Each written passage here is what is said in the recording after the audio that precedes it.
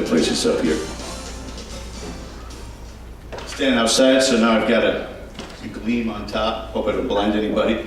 But good evening, everyone, and thank you for joining us tonight.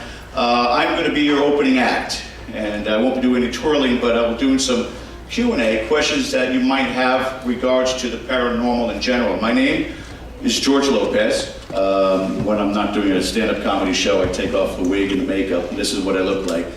But my name actually is George Lopez. I'm a paranormal investigator who has been in this field for well over a decade, investigating some of the most historically haunted locations across the country, including the Stanley Hotel on 3 occasions, Eastern State Penitentiary, Trans-Allegheny Lunatic Asylum, Waverly Hills Sanatorium. I'll be returning to Rolling Hills Asylum as of next week for an event up there called ParaQuest.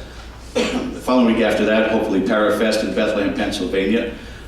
We've investigated all over St. Augustine, the lighthouse on 2 occasions, the old jail, the old Spanish military hospital. The field is, as you know, growing over the last 8 years or so since the introduction of the paranormal shows, beginning with Ghost Hunters, Ghost Hunters International, Ghost Hunters Academy, and then on to Ghost Adventures, Haunted Collector, all the way to Deep South Paranormal. A whole bunch of different personalities, but the primary goal behind everything that they do is discovering what awaits us on the other side and why we are communicating with these different devices and also with psychic mediums and our own intuitive capabilities, both men and women.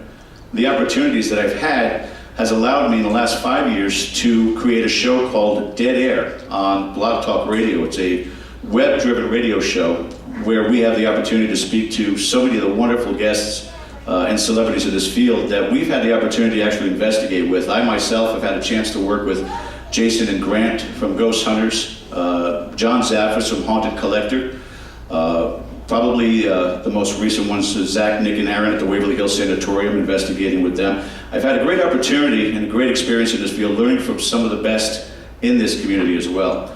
And it's offered up an opportunity now with this show to ask those pertinent questions.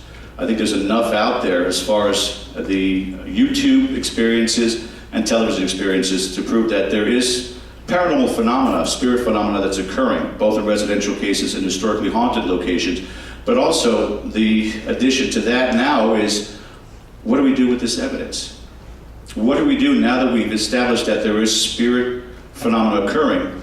What's the next step? And that's what we are journeying through with some of the interviews that we have with some of the most powerful and influential people in this community.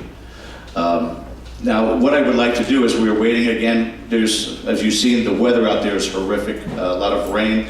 I-4 by itself on a good day is horrific, so we were anticipating that there were going to be a few delays before we bring our guest on tonight, Andrea Perron. But I'd like to open it up. If you guys have had questions about the paranormal, but by watching the shows or just coming to some of these conferences, you may have not had that opportunity. I would like that open up for you guys now. Do you have something going on at home? Do you have something you had a question about, pictures you've taken that have those little fuzzy circles in the middle of it? Is that your grandmother or not?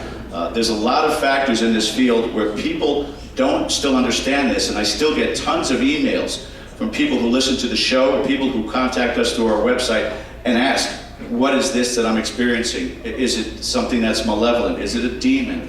Is it of a relative? Or is it just a natural explanation phenomenon? Does anybody have any questions in regards to any of that? Yes, ma'am. Have you ever been concerned that something might attach itself to you? The question was, have I ever been concerned that something might attach itself to me? Yes, I call that a girlfriend. We have a running joke in the field. The scariest thing about investigating the dead is the living. People are scary. As far as the answer to your question, we all understand the risks. We should all understand the risks involved with this field. That there is always the possibility that just like people take a liking in you, spirits could do as well. And it doesn't necessarily have to be a historically haunted location. It could simply be a hotel that's been around since the 19th century.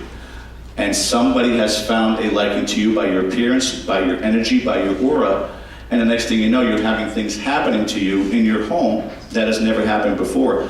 That is a very common occurrence in this field. I guess the next question would be, how do you get rid of it? Good luck. We don't have all the answers in this field yet. I compare this to 19th century medicine. We are still putting leeches on people and we're still doing bloodletting. We still don't know how things happen the way they happen. Now, there are people out there who are intuitive, psychic mediums, who honestly do believe that they can help somebody remove a spirit attachment from them for a nominal fee, $300, $500, $800, $900. But there's no way for sure. It's no different than when we do a paranormal investigation of a home and people say, can you get rid of this? We don't know. We have no idea. We do tell them to stand their ground. I'm probably one of the most aggravated people in this field as far as other people look at me, because I can go into a place like Bobby Mackey's Music World, which supposedly has the gateway to hell, and not do a protection prayer, not wear any kind of medals, St. Christopher, St. Michael, a crucifix, come out of that place completely unscathed. And people sit there and go, well, aren't you afraid that you're going to be attacked? And I think it's just my grounding, my own personal grounding. My home, I call it the House of Zen, because I never, as many different things that I've done investigative-wise, including spirit box sessions in my own backyard, where I've never had anything seriously happen to me, is because of I'm completely comfortable in my foundation of faith. And I'm not going to go preachy as far as that's concerned. Do I go to church all the time? No, I really don't. Do I believe in God? Do I believe in Jesus? Yes, because I have seen things in this field that were so malevolent and so negative that I know that there has to be an antithesis to that. There has to be something as good, if not greater. That's my foundation when I experience something while I'm investigating. That's a good question. It's something that we all look at all the time. Somebody else with a question? Yes, ma'am. A long time ago, when my little girl was 18 months old, we lived in an old house that had been Split. separated. I think the lady who used to live there was there all the time because she would move things like scissors. It never occurred to me it could be a spirit. Well, my question is, can they influence? I haven't seen the movie for various reasons, but my daughter went down the steps in a tricycle, old house, and at the bottom was a concrete chimney. She didn't hit it. And as well as Cindy could tell me, she was lifted and put down on the concrete. She didn't expect. Can they do that? I think Mrs. Stock saved her. I don't know. I mean, that's useful. Is that possible, or is it just a miracle that Cindy never killed herself? Anything is possible in this field, and that's what we have to always keep an open mind to it. We have heard too many testimonials from people about guardian angels and spirit guides who have helped them, even so minute as I can't find my car keys. I know where they're at. You go looking everywhere, and now they were there. And then all of a sudden you drive by and there's an accident that you could have been involved with. When they have the physical capability to move objects, and I've seen it, they can move doors, they can move tables, things of that nature, you got to expect that they have that same capability to deflect, maybe not necessarily lift up, levitate, and move over, but deflect somebody from harm. And again, that could be one of two things. It could be the woman who lives there being protective. It could also be your daughter's guardian angel, which could be a relative of yours. And I could do the whole John Edwards thing and talk about, it's your grandmother, and she wore a ring and she cooked. Well, they all did. But the bottom line of it is that there is always that connection. We call this now in the field, and you'll be hearing this a lot as you follow in this field, the collective consciousness. That once you pass on the other side, you kind of have access to the full library of memories of everyone who's ever been here on Earth. So that you're able to connect with someone else. If someone's asking, such as an example, your grandmother, that she may be able to be pulled forward because everyone can interact with everyone else on the other side. It's an amazing theory that we're going on right now, but it seems to be that way because we've had teams go to a place and the lead investigator create an entity out of thin air. They give a name. The name is Mary. She's 68. She committed suicide. She wore a blue dress, and she always pulled women's hair who came in here. There'd never been any evidence at that location until then. Investigators would go in with that concept, and either they manifested that themselves, created that, which is highly improbable, or through that universal connection, the communication that they have, someone stepped forward under that particular description and showed up. And even investigators that came in after that event would also have an experience with Mary's 68 blue dress pulling hair. There's also the power of suggestion, which goes in a completely different direction in this field as well. Other questions? Because I know that we've got a few more minutes here before we can bring Andrea on board. We're still waiting for a few people, and I still see him coming in. Anybody's gone out? Yes, sir. You kind of touched on it, talking about your faith, and as far as spirits attaching themselves to you or not. Did demons bother you? Like, I mean, are you attached to basically what you said? Like Bobby Mackey's, I've seen many shows on that night. Sure. I can feel that through my TV. Right. Well, two things. Number one, TV is TV. It's entertainment. If they ever actually did a legitimate paranormal show, anybody watching it will be bored within the next 15 minutes. Because we're sitting on a cold gray slab of concrete asking, can you tell us your name? Why are you here? What year did you die? And this is the format that almost every investigator goes through. It's the patterns. But when you're talking about demons, the potential for somebody coming in contact with a demonic entity, and you got to remember too, as you'll hear from Andrea, this occurred back starting in the early 1970s. That's a very rare occurrence. How many people, and I've done scores of residential cases, the odds of you coming in contact with an actual demon is like winning the lottery as your plane crashes. It's that rare. But the human psyche always looks at the unknown as fearful. I hate spiders. But I hate spiders because I don't know which ones are poisonous and which ones are not. And I'll kill them because I just don't want to know. But as far as the field is concerned, we are learning and growing and understanding that there are bad people, so there's bad spirits. And there are people who will push you, punch you in real life, people who will do it in death with full anonymity, which makes it even more dangerous. I guess I kind of hit a lottery. I've seen a demon once. You've seen the demon once. And that's the hard part to it. I actually seen it fighting my cat. It sounds crazy. Your demon was fighting your cat. I looked under the bed, I seen my cat. I seen two blown eyes. And it's hard because one of the things we do a lot of times when I'm doing the radio shows, we have people, including high caliber people in this community, who tell stories about this, and the first question that comes out of our mouth as interviewers is, did you capture this on film? And 100% of the time is no. You know, we had one of the times we were investigating and somebody picked up this table and threw it across the room. Did you capture it on film? No, our battery died. We had it filming in another room. There's always an excuse or a fallback to it, so it just becomes a ghost story. We're always looking for the factual evidence behind this and trying to substantiate it. There's a gentleman in the field right now by the name of David Roundtree who's now completely changing this field. Everybody's seen enough TV shows. Who hears about cold spots? And the hair standing up on your arms. And we always have been told that that is, without question, the spirit coming in contact or attempting to manifest, correct? This gentleman, who is a physicist, has understood now that what we're actually looking at is a wormhole effect. That the energy is being drawn in for that time-space differential. So when you may see a full-body apparition or hear a voice, you're basically looking through a time wormhole into their time frame. That extraction of barometric pressure, high EMF readings, and the coldness, the air being sucked in, is really a formation of a wormhole. Not the type in outer space where it's massive, but the size of a basketball, you know, or the size of a doorway, and you can actually see through and come back. This is some of the studies that we're going into right now. It's cutting edge stuff, and I hope, and David Roundtree is looking to start a new show pretty soon on the Sci-Fi Channel. I'm fascinated to see it go in that direction because you guys saw Fact or Fake Paranormal Files for a while there, how they were explaining so much of the stuff in this field as being easily explained. And now we're getting to that point in time of let's get past all the mythology and all the superstitions. As an example, Ouija boards. Are Ouija boards doorways, gateways? Now who believes that? To the other side, to demons.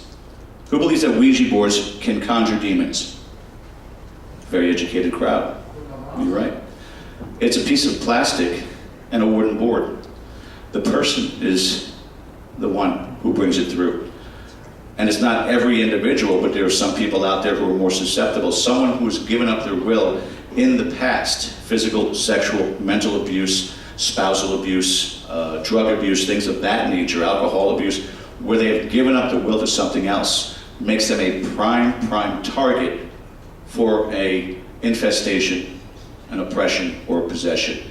But it's a very rare occurrence to it. Sometimes it correlates to a Ouija board session only because they are already searching or looking for something. They're looking for something that's replacing that void in their system. And that's where there tends to be that parallel between the two. But it's not always the case. Sometimes the worst persons that are victimized in those attacks are priests during an exorcism. But the Ouija board is just nothing more than, if you're using dowsing rods, if you're a medium, a psychic medium, you're susceptible to it. But again, the odds of that happening are extremely rare. Any questions otherwise about poltergeists? Yes, sir? What's keeping, obviously there's a lot of buildings that have like a history behind them, Right. as far as paranormal activity going on. What is keeping someone from, let's say, permanently installing surveillance equipment and instruments and capturing hard evidence? I mean, I love watching like the ghost hunters, and I love the history as much as the supernatural side of it. But I guess I find it frustrating that in a lot of those shows, the same with like the ones that in search of Bigfoot or whatever, they'll say like, oh, we picked up a reading, and then they go to a commercial break, and then they come back and oh, it was just a raccoon. Right. What's keeping somebody from like just wiring a historical building that's known for that activity? Gotcha. Just listening and watching. The gentleman's question in the front row here is why is it that some of these historically haunted locations don't maintain full 24-hour cam surveillance? Would that be a good way to shorten it? TV shows, they cut, in the middle of editing, which is what it is, editing. You're talking about basically 44 minutes of television, the rest of it is all commercial. So they only have a certain time frame over 3 days of investigating, and they have to combine that all together. I'll give you a perfect example. Old South Pittsburgh Hospital in Tennessee has a cam on their website that you can go to and monitor the investigation as it's occurring. Even if there's no investigation, they have that running at the time. There's more and more doing that, but there's cost.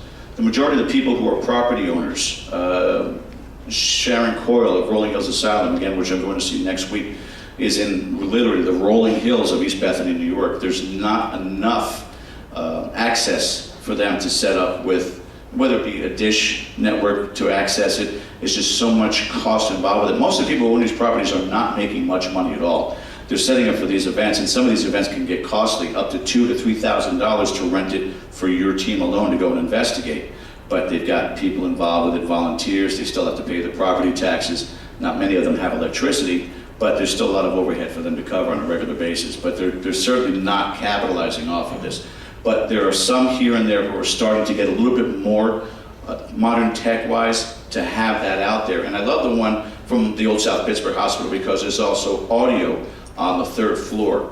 And one of my show hosts, Matthew Slozer on Sunday Night Dead, went there with his team. And I was watching while he was doing the investigating and text messaging him because I'm hearing these dragging sounds on the 3rd floor, and they're in the break room on the 1st floor. I'm like, you gotta get up there, you gotta get up there. And they would get up there and everything would stop.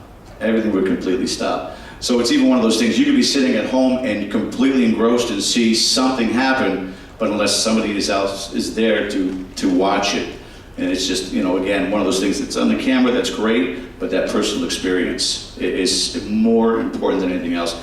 How many people have had spirit phenomena who've occurred, something with ghost? So several people have had something out there. Pick me!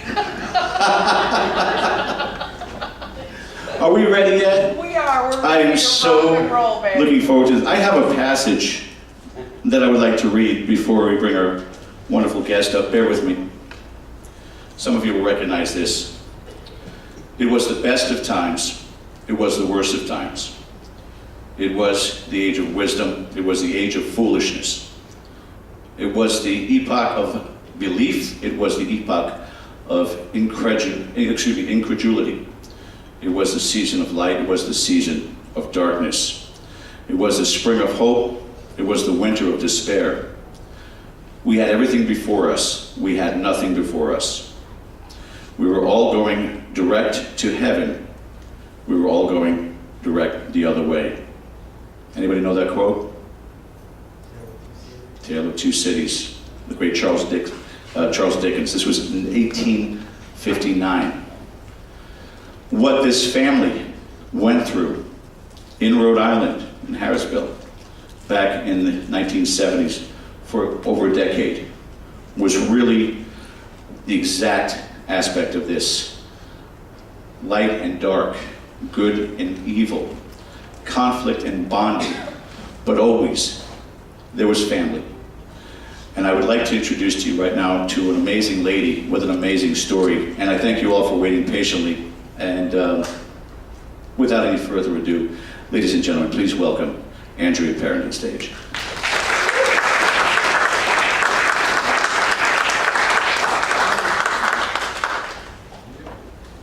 Phenomenal. Like that again. You're always phenomenal. Thank you so much, sweetheart. Hi, kids. Most of you are 25 or under, I'm assuming. That's been happening a lot lately.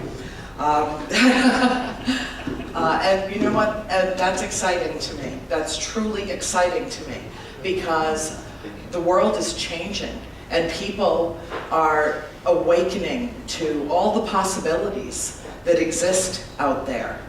I have news. Now, let me begin with this. I am not a sage. I am not an oracle. I am a humble messenger.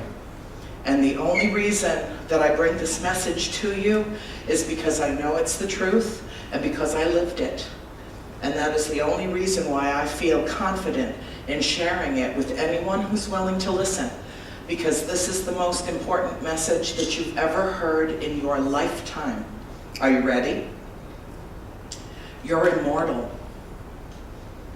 You are immortal in your current vessel. You are immortal. You are also immortal. You live in a 4-dimensional world. Now, a lot of you can think back to when you were a little itty-bitty and you might have had a friend or you might have seen something that your parents absolutely assured you was not real. Well, when we're little children, what do? We look to the authority figures in our lives. And if that authority figure, mom or dad or grandma or grandpa, aunt or uncle, says, honey, you don't really have, it's an imaginary friend. Okay, it's here. Uncle Oscar wasn't sitting on your bed talking to you last night, sweetheart. It was a dream. And when you get to be 3, 4, 5 years old, you start to accept that it must have been a dream. You must have seen something that wasn't real. Well, the fact of the matter is that whatever you see with your senses, believe your eyes. Believe your eyes. George, my dear friend, George Lopez, raised some very important material tonight. And he said to me the other day when we were talking, he said, so many young people are drawn to you. And it's because, first of all, they know I'm telling the truth. Young people have a sense of older people. And they can tell when they're being misled or when they're being manipulated. So I consider that a compliment, personally. Anything that I tell you is the truth according to my personal experience. And what I will tell you is that the presentation that I go around the country delivering regularly is called The Biggest Chill. Now, how many of you have seen the movie The Big Chill? It's a great film. It's all about a peer group that loses one of their own and are shocked and stunned to have to come to terms with their own mortality at a very, relatively young age. These people were in their 30s, 40s at most. Well, the presentation that I deliver is called The Biggest Chill, because the quantum leap that we are taking as a universal society, as a global society now, is the understanding, the comprehension that we are essentially spirit, having a physical manifestation. And so each one of us carries our spirit, our soul, in this vessel that we've been graced with. But death is merely transformation. It's not the end, it's the beginning. The thing that I want to really address tonight, especially for the young people in this audience, is fear nothing. Live fearlessly. And I'll tell you why. When I was 12 years old, well, actually I was pretty tall for a 12-year-old, I saw my first full body apparition. And he was leaning with his arms folded, with his leg cocked up against a doorway and a quirky grin on his face. And I was walking past him with a box about this big, heading through the parlor, through the dining room, toward the kitchen of our brand new, extremely old farmhouse. And I was a polite child, and I said, "Good morning," and he ignored me like I was a ghost. He was completely focused, laser beam focused, on dear old Mr. Kenyon, whose home we had bought. And it just seemed that he was there to focus all of his attention on this lovely old man that we all adored. So I just kept walking. I had a job to do. The snow was swirling. There was ice in the air. I mean, it was just freezing cold. It was the first week of January, 1971. My parents had officially signed the papers on the house in December of 1970. My mother found it in June of 1970. And for those 6 months, as all the legal stuff had to be done and the survey and everything had to be done for this 200-acre estate, we visited frequently and really became very close with Mr. Kenyon. He was a lovely man. And he had lived there for many, many decades. So it made sense that he had a visitor that was there to bid him adieu. My sister Cindy walked in right behind me. Of course, she had a box too. And she came into the kitchen and she said, "Mom, who's that other man in the dining room?" And my mother said, "What other man?" "It's Mr. Kenyon. He's packing up what's left in the china cabinet." And then Nancy walked in right behind her and she leaned over to Cindy and she said, "Did you see that man in the dining room? He just disappeared." About a half an hour later, Mr. Kenyon went to my father and he said, "Roger, take a walk with me." Well, you know, I'm all for hardy Yankee souls, but it was about 10 below zero and an ice storm. And he still wanted, "Okay, there you go, off into," and I watched him through the kitchen window, kind of, you know, got the steam away from the glass and I watched, and it was the most amazing image because there was my father and Mr. Kenyon, and they almost in the swirl looked like one person. And Mr. Kenyon reached over and he put his hand on my father's arm and he said, "Roger, for the sake of your family, leave the lights on at night." That was really the only clue that he ever divulged, other than one other time he came to the house and my mother said, "We're hearing very strange sounds in the parlor." And he just kind of looked across the table at her and sipped his cup of tea and said, "Swallows in the chimney, dear, swallows in the chimney." He was in his 70s. He didn't want this family that he had grown to love over these 6 months to think he was a madman. He didn't want to talk about what had happened to him in that house. But over the next few months, as we got to know people in the area, we found out that there was never a time at night that anyone that lived up in that northwest corner of Rhode Island ever drove past the old Arnold estate without every single light in that house being on. Let there be light. if that's the way he kept them at bay, and he lived there for at least a decade after his wife died. So he was alone in this vacuumous farmhouse, huge, massive farmhouse by himself. Who could blame him for leaving the lights on at night? Poor dear. He didn't know what he was up against. You know, when this began happening to us in 1971, and keep in mind, nothing happened to any of us while we were visiting the farm. It wasn't until we assumed ownership and moved in that things began happening, and then rapid fire. There's no explaining that. You could ask me what that means and I would have to say, I don't know. I don't know why we didn't see anything. I also can't explain why my mother looked at a little advertisement in the Woonsocket Call in June of 1970, and she said it glowed. It glowed. And she called the realtor at 9:30 at night. Now that's rude in 2013 to call somebody that late at night. So imagine, you know, back then. And the woman was very patient, very sweet, Mrs. Herzog, and she said, yes, dear, of course, I'll show you the property in the morning. My mother was up at the crack of dawn. She was ready. She didn't even tell us where she was going. And, you know, she was probably, in her own mind, on an excursion of folly. Just, let's go look at this big, beautiful piece of property, because this will never happen. But how often do you get to see something this extraordinary? And when she got to that piece of property and she met Mr. Kenyon, and Mrs. Herzog said, isn't this something?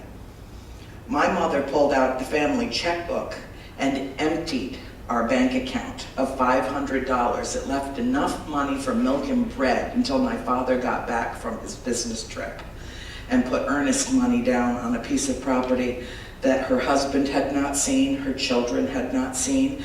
And when I said, Mom, what possessed you, aside from the obvious? And she said, I just knew. I just knew this was where we belonged. I had a sense of being home. Well, she told me this 30 years after the fact. And what I've been sharing with people all over the country is that bizarre sense when I was 11 actually, when I first went to the farm. I didn't turn 12 until that October. It was a sense of being home. There's nothing like it. You know, Dorothy knew. There is no place, and you know, I've lived in a lot of different places in my 54 years. I've lived in 4 or 5 different states. I've come and gone as I pleased, and I have never, ever had that sense of being home, except when I'm at the farm. And people say to me all the time, did you ever go back? I go back all the time. I go back every opportunity I have. And even if my friends who are the current owners are not there, I've got a standing invitation. I can go walk the property. I can go, you know, all through the old wagon road, go into the barn. Some of the most incredible photographs that I've ever captured were not in the house. They were in the barn. And when I go to the farm and I walk up to the barn door, I never go in the big, big doors. I always go in the small, little one that I used to try to sneak the bull out when Dad wasn't watching, because he's like, open the big doors, let him, he's big, let him out through the big doors. Nah, I take him down through it. He fit. The door's about that wide, and I just go and I knock, and I make my presence known and tell them that I'm here. And their answer always is, we've always been here. Now, I don't hear them through my ears. I hear them through here. It's almost a vibrational, tonal thing. And you can ask George about that, because I know he's had the exact same experience. And so many of the things that he touched on are so profoundly important to this story. How many of you have seen the film? Well, don't believe a word of it. No. It is a wonderful movie. I think it's a beautiful film.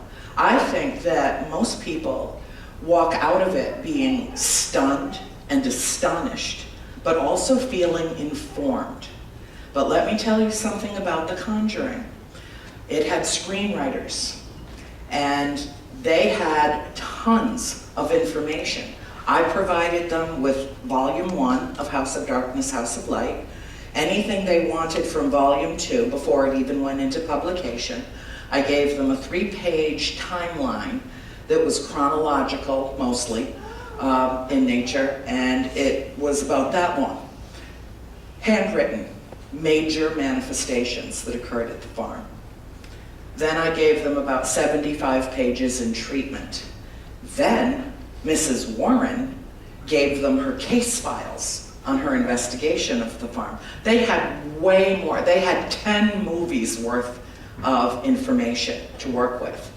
But the entire idea behind The Conjuring was to not only spotlight the paranormal, but to bring the incredible career of Ed and Lorraine Warren into focus, as it were. Because they've had many detractors over the years, but I will tell you one thing. I can only explain my relationship to them and our family's relationship to them based on our interaction. And I don't judge anything else that they ever did. All I know is that they conducted more than 10,000 investigations worldwide.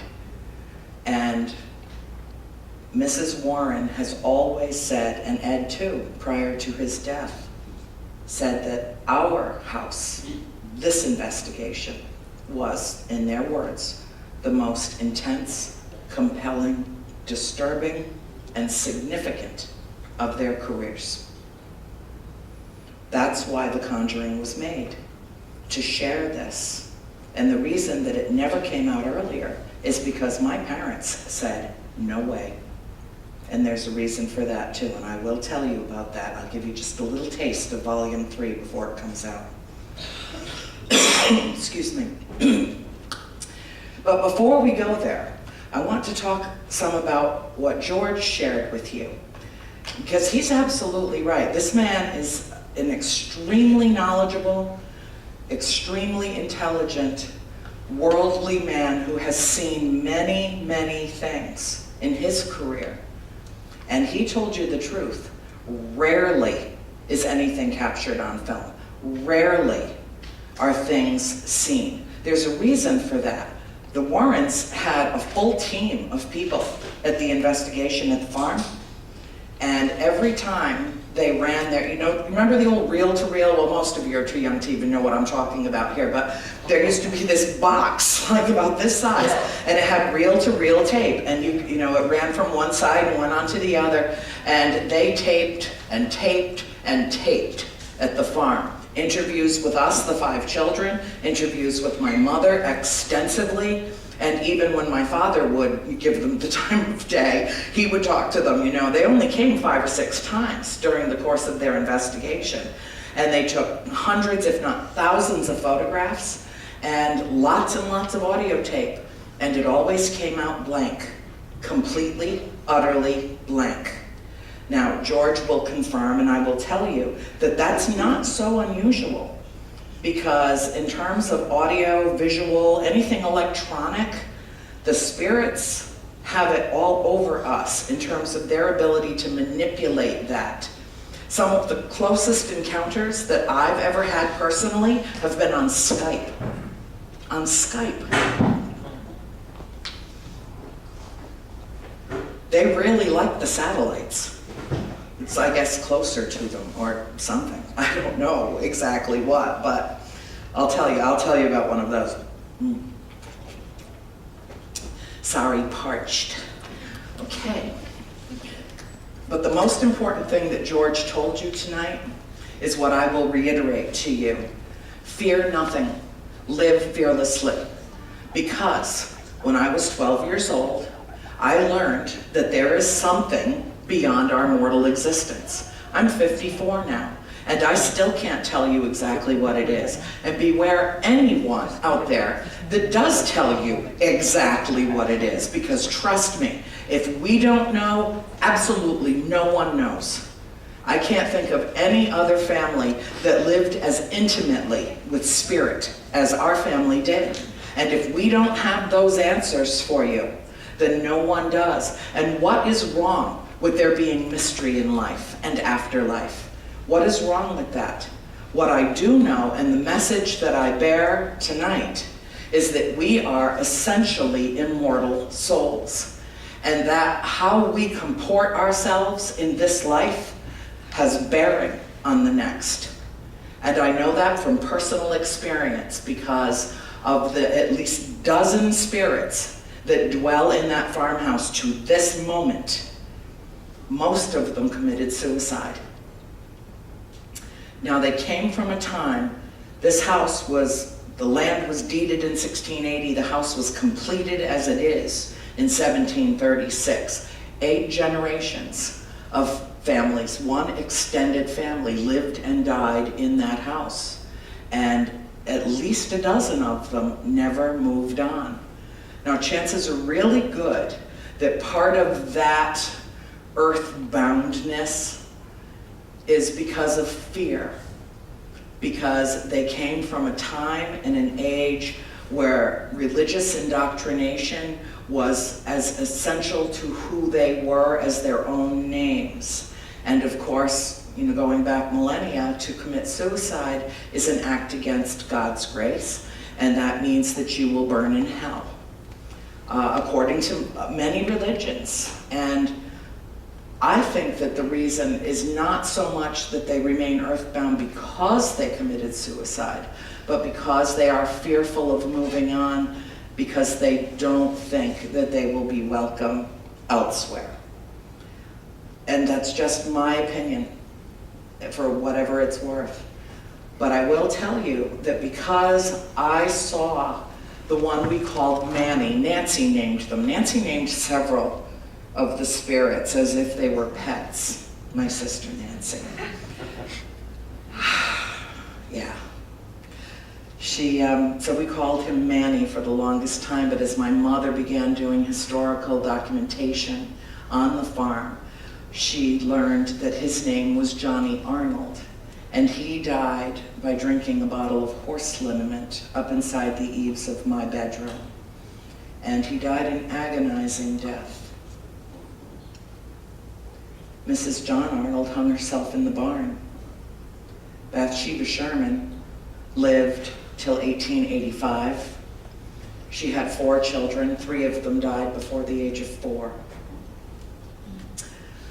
The history of this farm is mesmerizing, and yet we've only been able to gather fragments and shards of it because, of course, back in those times, it was dispersed. My mother went as far as Worcester, Massachusetts, an hour's drive away, just to look at some of the oldest records that were no longer stored in Rhode Island. She went through the archives, Keach's History of Burrillville. We recently were given exclusive access to the Black Book of Burrillville by the town historian, Pat Mertens. God bless her. She's been so incredibly helpful to me. It's important to tell their story, but what's even more important is to acknowledge them. That's what they wanted. That's what they wanted. Now keep in mind, you know, here's a family of 7 people, 2 young parents with 5 little kids, like stepping stones. April was 5, I was 12. I think we were 12, 10, 9, 8, and 5. 5 kids in 7 years, it's Catholic. And we brought so much energy into that house, and George will verify this too, I do believe. When you introduce that kind of energy, and especially, you know, we were 5 little girls that were also beginning to come into puberty with me, and that will also activate an awful lot of paranormal activity in a home. It wasn't long at all before there were many reports, numerous reports, but my mother seemed troubled. My mother seemed deeply troubled to us. She didn't seem like how she'd always been. And of course, it was a huge house, a big move. just trying to establish a new household is work enough. Plus, you know, Mom and Dad had just pulled together every resource that he could possibly have gotten their hands on in order to buy this place. They sensed the same familiarity with it that we did. The first time that we all visited the farm, it was like, oh, we're home. Okay, I know where the woodshed is, I know how to get around in the barn, in the hayloft, I know there's a creek down there, I know there's a pond on the far side, there's an old cellar hole. How did we know that? How did any of us know that? But we knew our way around that piece of property. And even my father's first response to my mother when he came home from his trip was, how do we get the money back? What have you done? What possessed you? And my mother, being extremely intelligent, said, Roger, you're a businessman. This is the real estate deal of the century. It was the surreal estate deal of the century. The millennium. As soon as he saw the place, he's like, this is it. Whatever we have to do, we'll do it.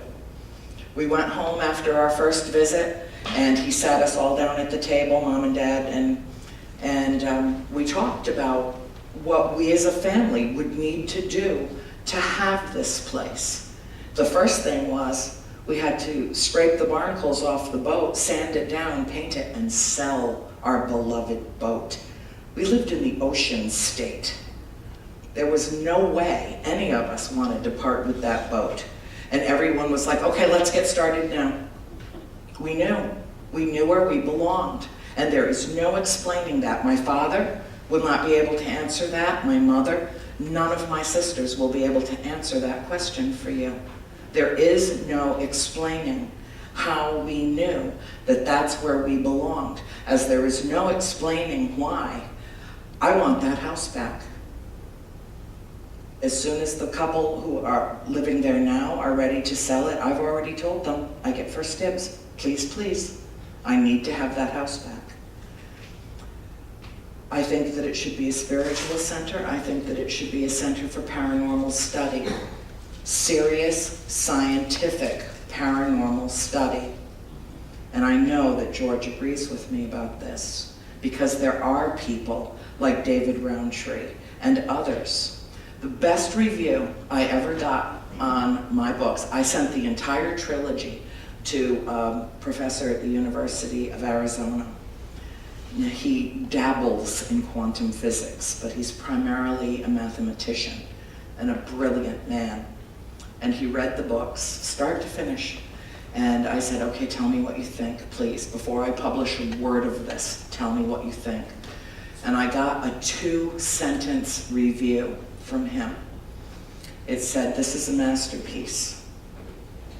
This is empirical evidence, proof of the existence of the fourth dimension. That's all I needed to hear. Off it went to a publisher. That's all I needed to hear, because I knew that our story was important, but I didn't realize until I started getting letters from all over the world how important it is. It has opened the floodgates. And I think part of it is because we're a credible source for information about this. You know, I write on my own personal academic background as well as my reputation for being an honest woman. And my parents are beyond reproach. My sisters, well, we're not going to talk about my sisters. No, I'm teasing. They'll watch this and kill me in my sleep. No, they'll wake me up so I know who's killing me.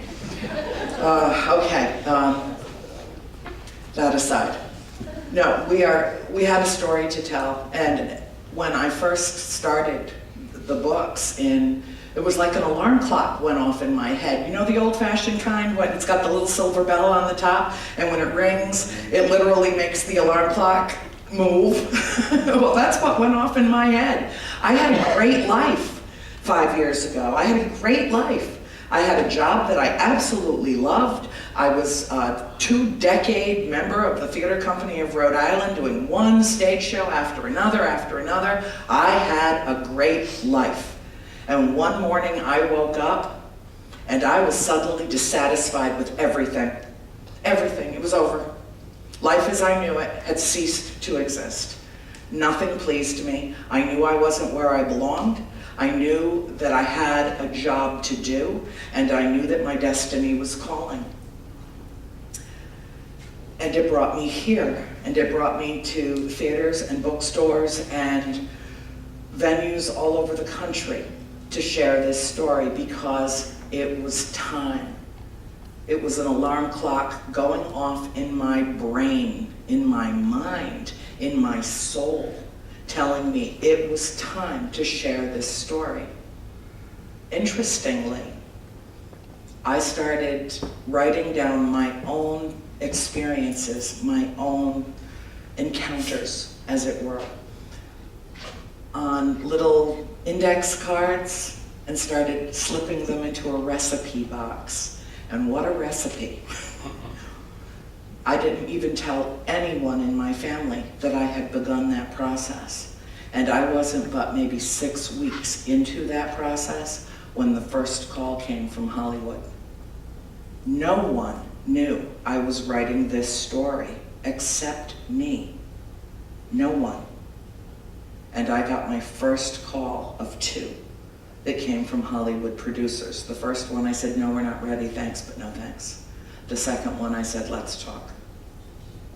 And it turned out that that was the first phone call that initiated The Conjuring.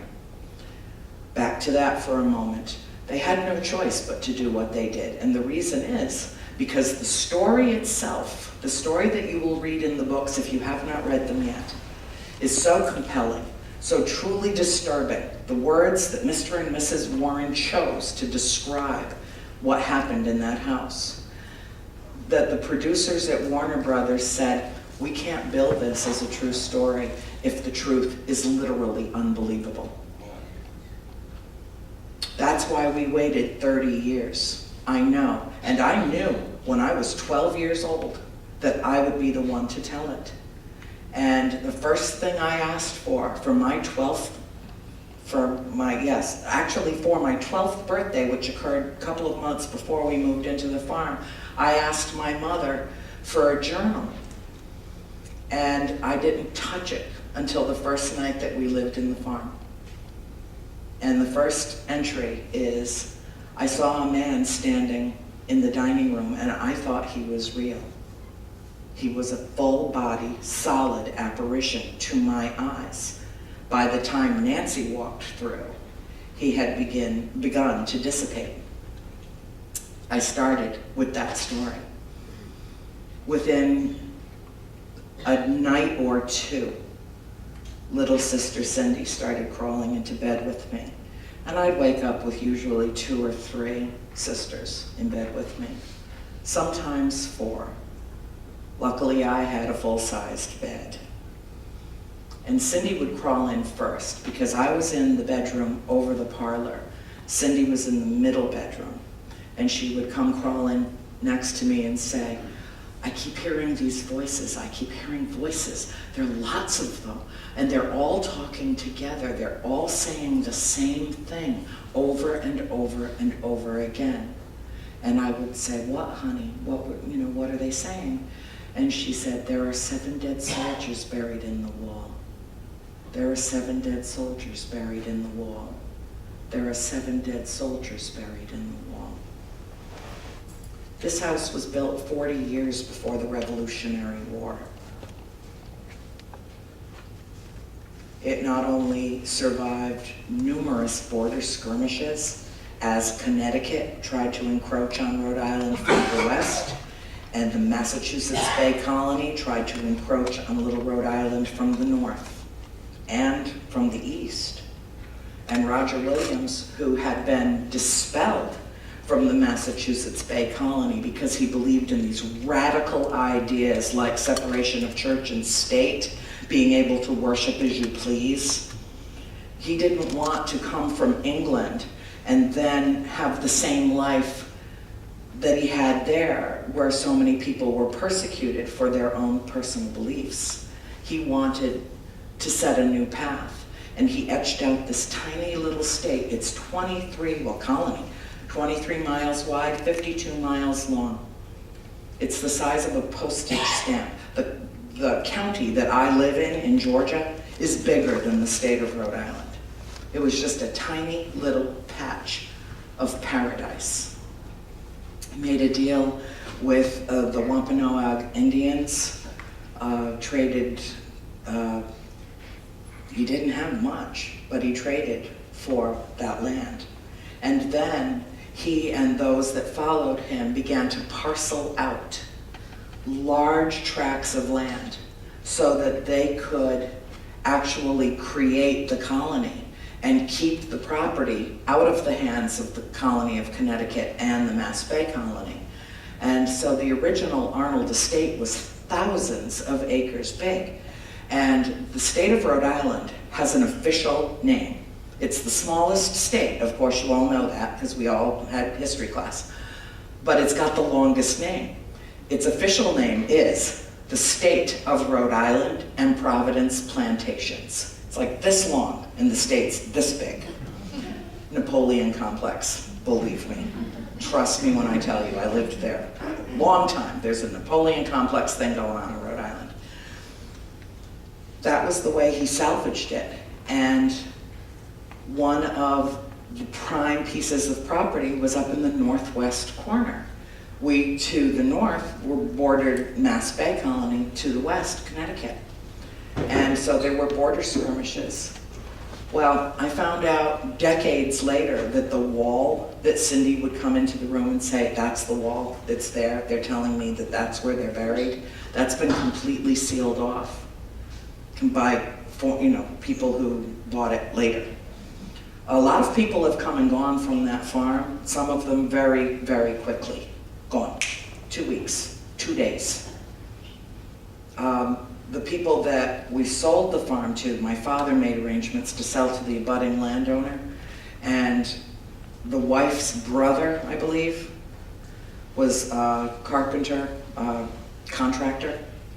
The word from the neighborhood is that he ran screaming from that house, left his car, his clothes, his tools, everything gone. He just left, screaming down Roundtop Road. Who knows what he saw? He probably saw some of what we saw, but couldn't process it.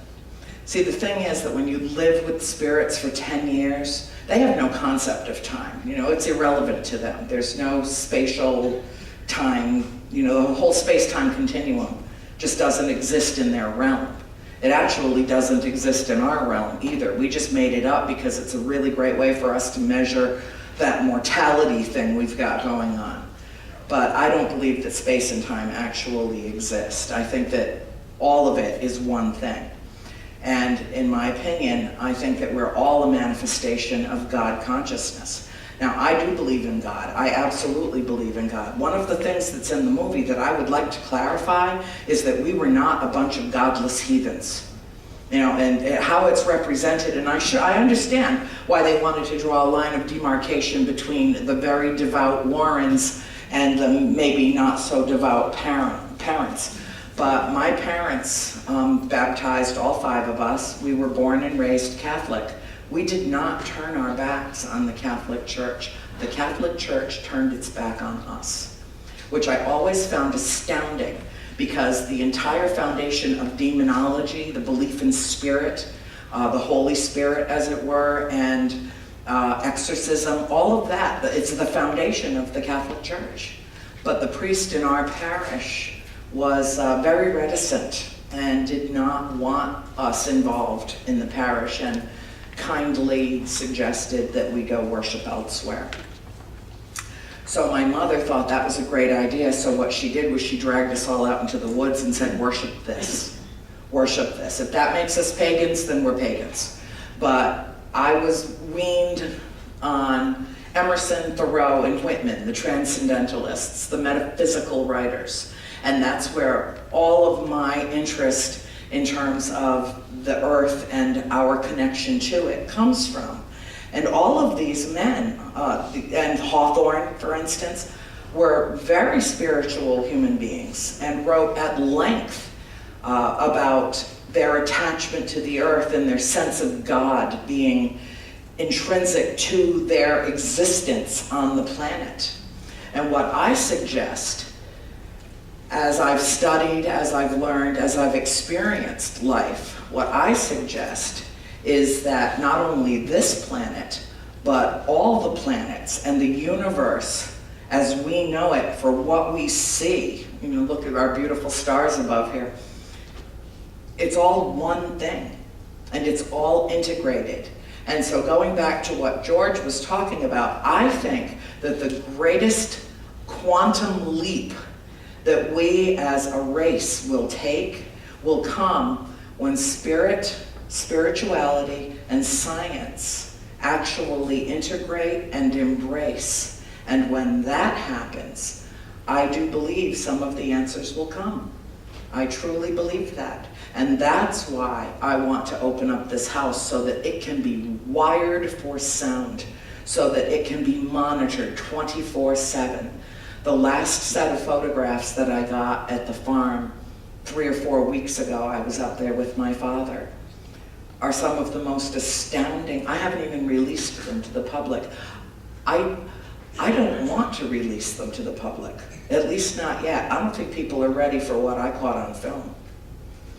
But I do think people are ready for this story. And one thing that I'm really happy about, even though screenwriters created the story, the backstory of The Conjuring, Bathsheba didn't kill her own child in 1863. Bathsheba got a really bad rap as far as I'm concerned. However, Mrs. Warren did walk into that house completely blind to the history.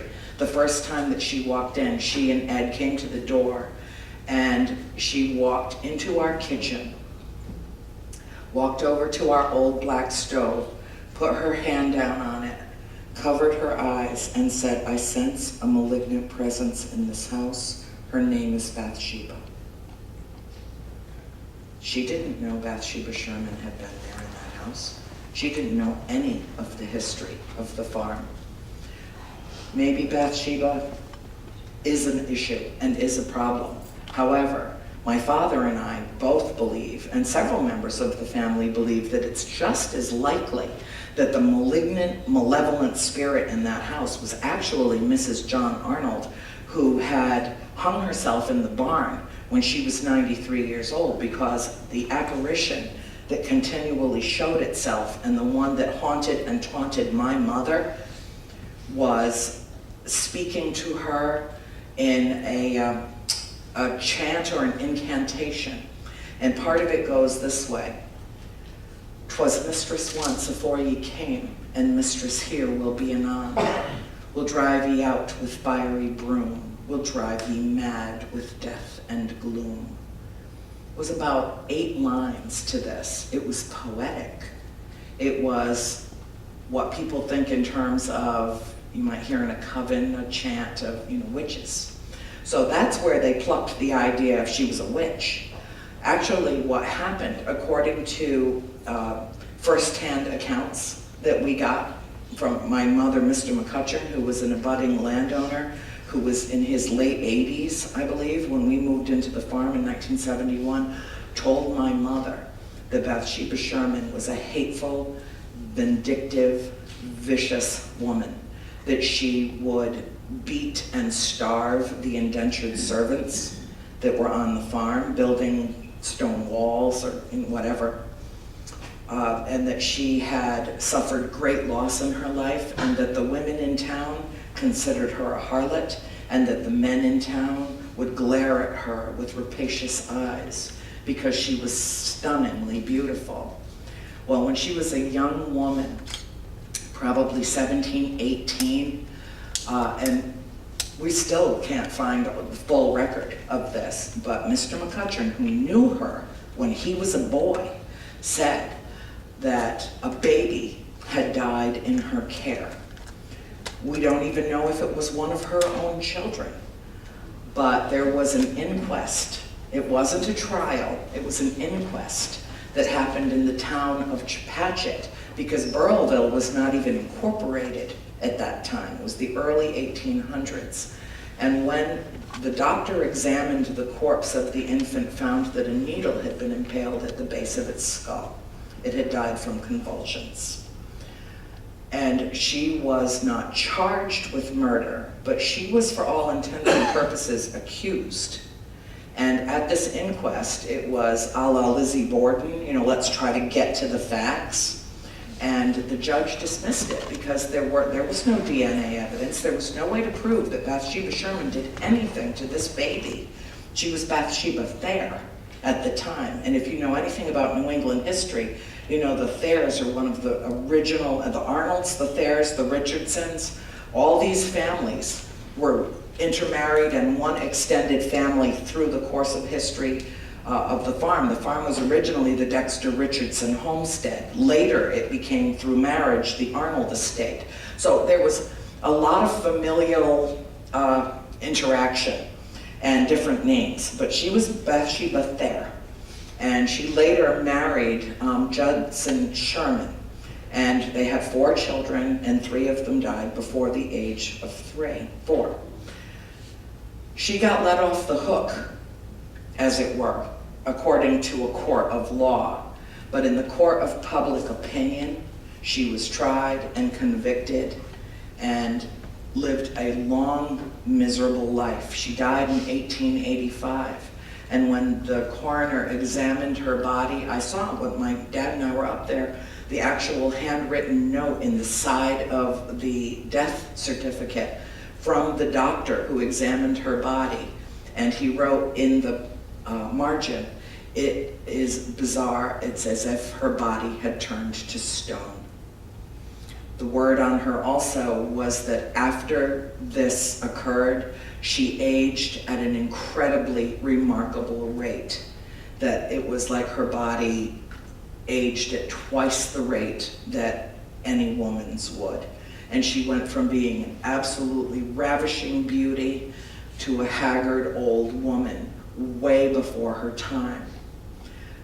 What's interesting about that is that the strangest manifestation of all that occurred with my mother was that she aged at a remarkable rate in that house. Something was oppressing my mother. Now in the film, it's represented as an exorcism. No exorcism occurred at our home. And I know that for a fact because I was there. I witnessed what happened that night. And what actually happened was that Mr. and Mrs. Warren came. They called before they came.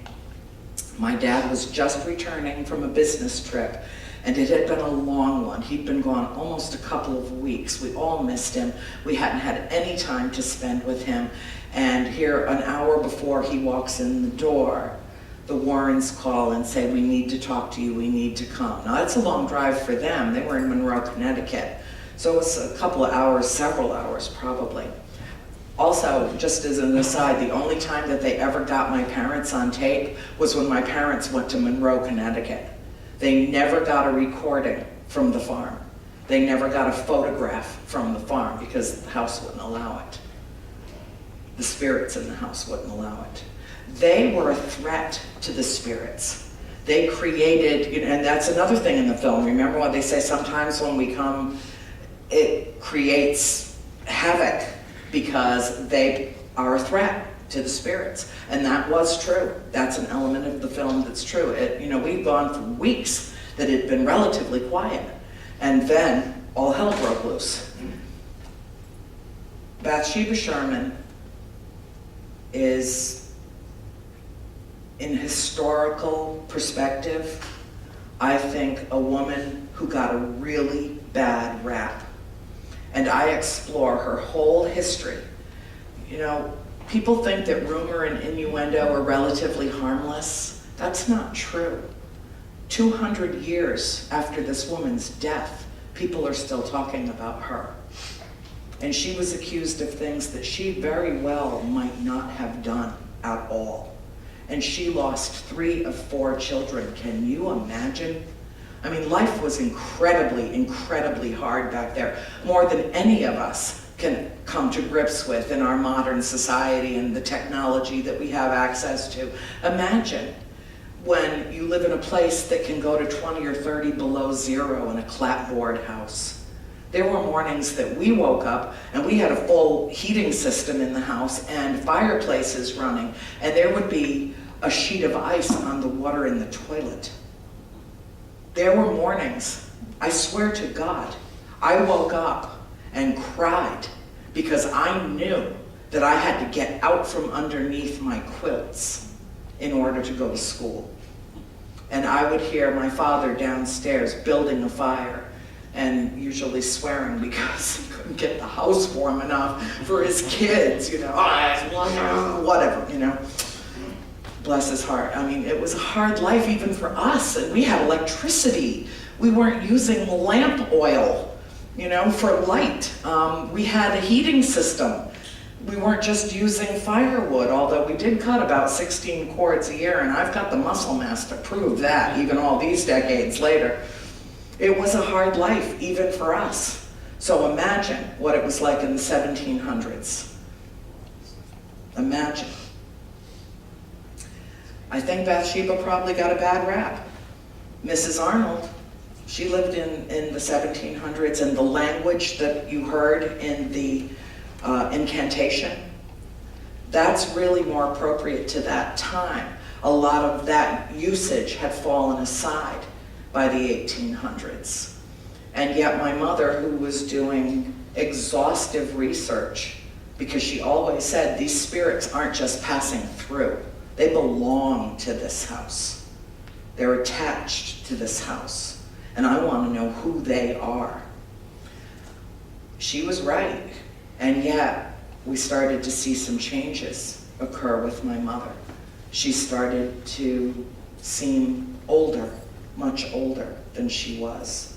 She started to shrink away physically, losing an enormous amount of weight in a very short amount of time. She started getting odd bruises and scratches on her body that had never been there before, and we could not attribute them to anything specifically. She started using archaic language and would describe the men in town as yeomen or the women folk. And at first I thought, wow, she's really getting into this history stuff, you know, it's really getting into this, you know, and she's reading ancient text about the town and its history. But it wasn't that. My mother was oppressed. My mother was oppressed because the spirit, whomever she is, and I use that in present tense, whomever she is in that house, her intention was to drive my mother out. For some reason, my mom represented a threat, and she held her in contempt and said, get out. I want the husband, I'm keeping the kids, you get out. She lusted after my father, would touch him regularly, and believe me, you can ask him afterwards if you want to know the details of that. She coveted us, the 5 children, and she wanted my mother gone. And I think, in my opinion, what happened was when she was not getting what she wanted, she decided to claim her from within. It never got to the point of possession until the night that the Warrens came to the house, showed up. It was supposed to just be the 2 of them. They came with a priest, they came with a medium, and they came with an entire technical crew of, you know, big state-of-the-art cameras at the time, you know, the big shoulder ones that you have to hold, and the big reel-to-reel tapes and the whole 9 yards. Well, my father freaked. It was like, you know, this isn't happening here. And Mr. and Mrs. Warren spent at least an hour convincing my dad that it was imperative that they hold a seance, what Mrs. Warren called a gathering of the spirits.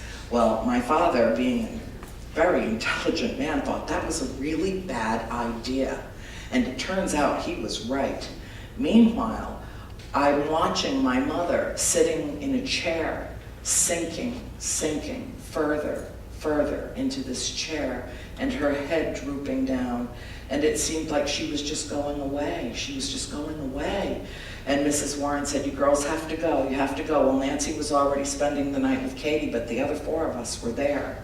Christine went upstairs and fell dead asleep. I mean, like a coma asleep. That was a manifestation.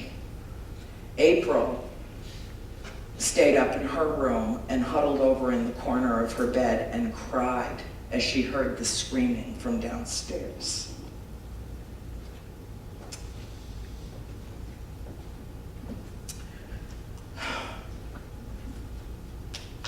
And I watched something take my mother, take her. That scene in the film was much worse. It was much worse.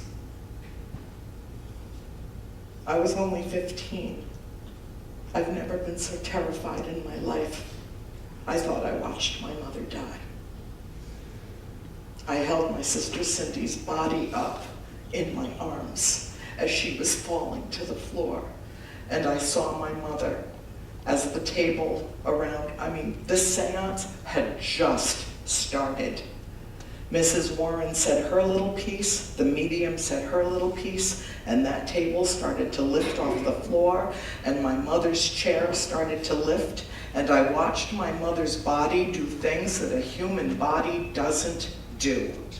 It contorted and twisted into a ball of flesh. She pulled her legs up into her chest. Her hands became, I don't even know the words to describe it, as though they were dead and frozen in a position. And she started to speak in a language that is not of this earth, in a voice that was not her own. And her chair lifted up off the floor, and it flew 20 feet into the adjacent parlor. And I heard her head hit the floor. And my father immediately got up and went to go to her, and Ed reached out to stop him, and my father turned around and he hit him in the face so hard that he dropped him to the floor, and I cleaned up the blood 2 hours later. Mrs. Warren went running to my mother. The medium collapsed on the table. The priest stood back, and he was as white as any ghost you can imagine in Casper. He could not believe what had just happened. And my father took my mother's vital signs and brought her back. It took an hour to bring her back. He knew she wasn't dead, but Cindy and I didn't know that for a while. I never want to be that frightened again. And I swore at that time that I would never, ever let anything like that happen in our home again. At that point, I was virtually parentified. At that point, I was raising my 4 younger sisters because my mother was otherwise disposed. Now I'm going to tell you how she came back, and then I'll wrap this up with a few questions. At the end of the film, they make it seem as though the Warrens stepped in and solved all of our problems. Really, nothing could be further from the truth. I understand why they represented it the way that they did. It seemed to bring a certain closure, but we lived there for another 6 years after the Warrens were dispelled, unilaterally dispelled from that house. My father, in not so delicate language, told them to pack up their stuff and get out. And they did. This is after all the cameras and all the expensive equipment that had been set up in the cellar that night had been destroyed during the course of this seance. And I watched full-grown men come up those cellar stairs with tears pouring out of their eyes because their tripods, their cameras, their sound equipment, everything that they had thousands of dollars invested in were in pieces all over the cellar floor. And no one was down there. They were all upstairs during this event. Another thing that they could have included in the film, but you can't cram 10 years of miraculous into 2 hours. It's not possible.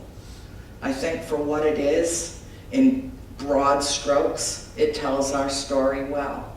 But if you want to know the fine lines of the history of House of Darkness, House of Light, you simply have to read the books. There's no getting around it. I've shared enough with you tonight for you to know there's a lot more story here. And there's a profound spiritual journey here. My mother brought herself back, and I'll tell you exactly how that happened in 1 second. She was wasting away.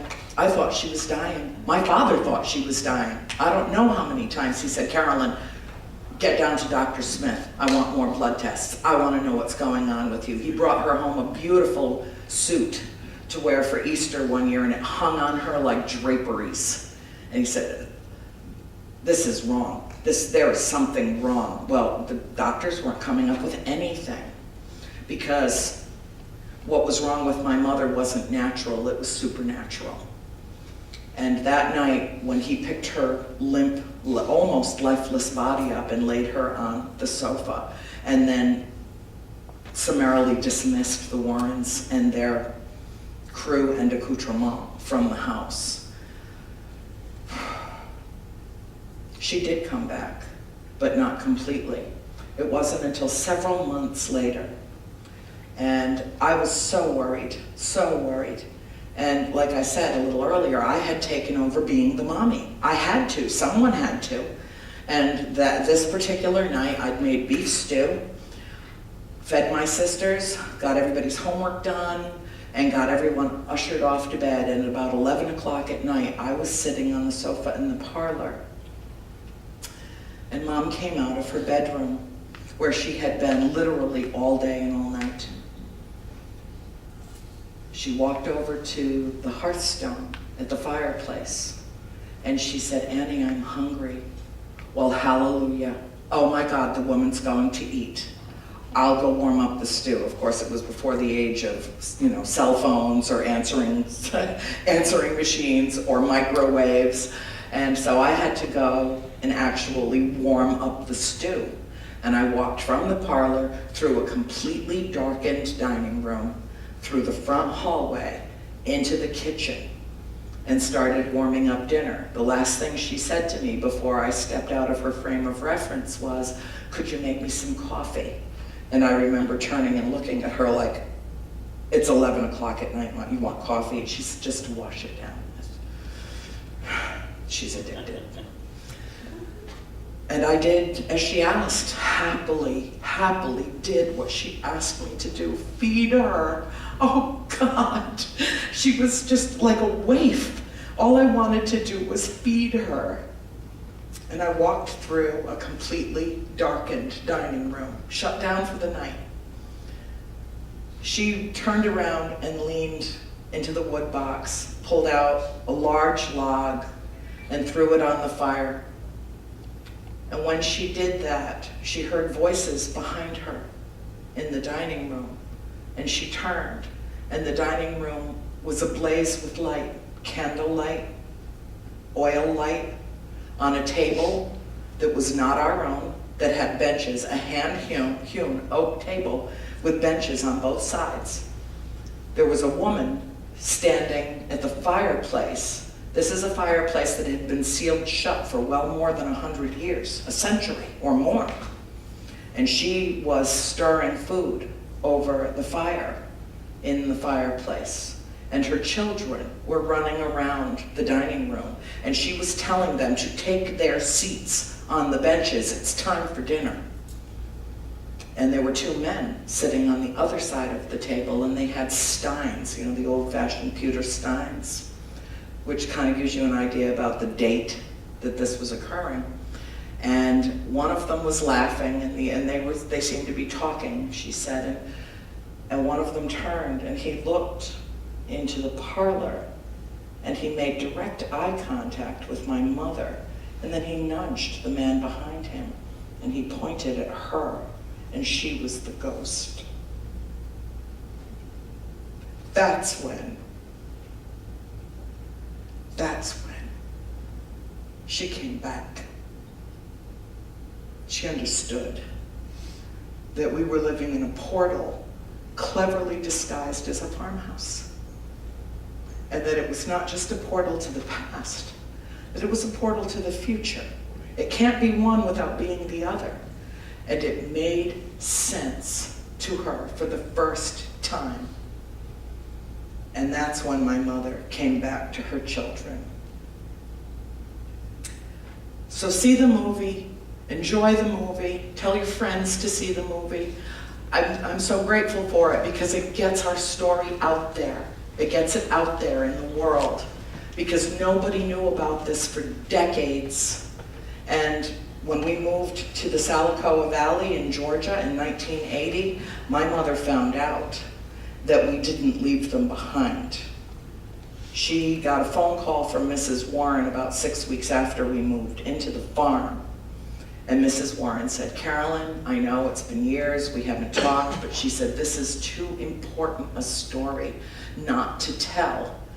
And I believe she's the first one that said, "It's not the kind of thing that you take to the grave. This needs to be shared. It's too important." And my mother said, "Oh, all done with that. We're 1,200 miles away. We're good. Thanks, but no thanks." At which point Mrs. Warren said, "Please talk to Roger. Just talk to your husband." They offered our family a boatload of money to tell the story. They wanted to write a book. They wanted to make a movie. That night my mother went down, without even discussing it with my father yet, went down to throw a load of laundry in the basement in our new home. This house was built in the 70s. And Dad had moved a very heavy oak door and propped it, very carefully propped it, so that it was at least this far away at the base from the wall, because we had antiques that needed to be moved into the master suite downstairs.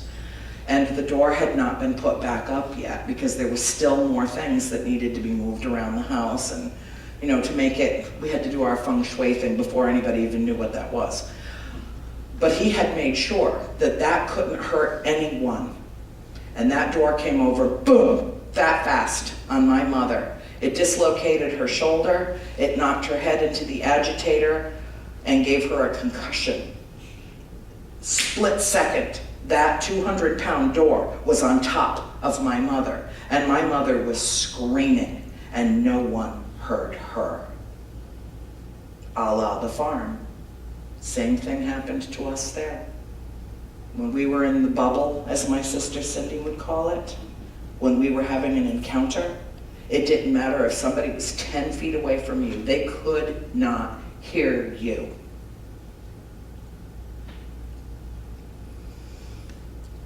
I can't explain it all. If we don't know, no one does. But I will tell you that it's real, it's true. I would not lie to you. I would not lie to anyone. It was important to tell this story. If the movie gets the big picture out there, great. But the fine lines of history are written in Volume 1, Volume 2, and soon to be released Volume 3 of House of Darkness, House of Light. I treasure and love all of you simply because you exist. You are each a manifestation of God consciousness, and I honor you. Namaste, and thank you very much.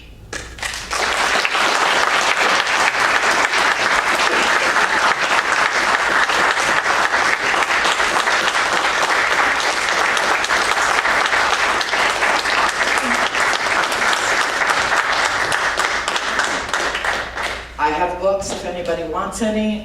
If you have any questions, I'll take a few minutes and we can do a Q&A before we play books. Yes, sir. You said after the seance, you lived there for 6 years. Were the occurrences less after that?